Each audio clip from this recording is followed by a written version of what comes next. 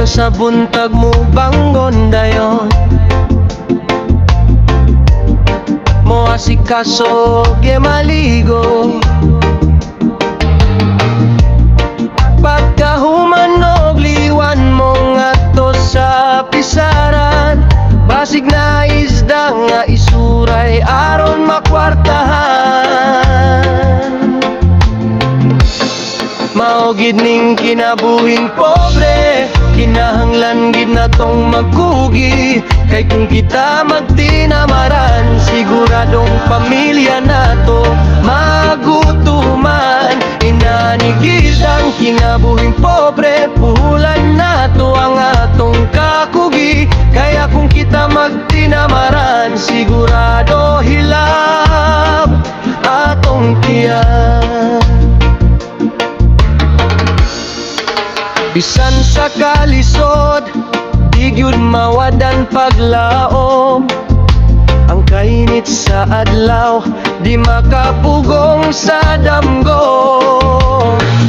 Sa kada singot, may istorya sa pag-antos. Para sa pamilyang gihigugma, walay pagduha-duha nga serbisyo. Mao gid ning kinabuhing pobre, kinahanglan gid natong magkugi.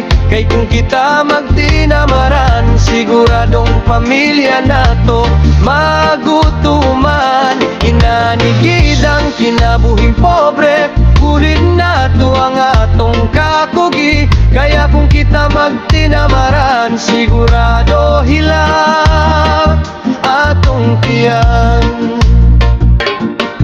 Sa matag adlaw nga paglatagaw, sa trabaho nga walay hunong, ang kasing-kasing puno sa paglaom, nga ugma adlaw mo abot. Pobre man sa kwarta, apan nadunahan sa gugma. Sa Ginoo gisaligang tanan, di gyud kita pasagdan. Mao gid ning kinabuhing pobre, kinahanglan gid natong magkugi. Kay kung kita magtinamaran, siguradong pamilya nato magutuman. Inanigid ang kinabuhing pobre, puhunan nato ang atong kakugi. Kaya kung kita magtinamaran, sigurado hilab atong tiyan.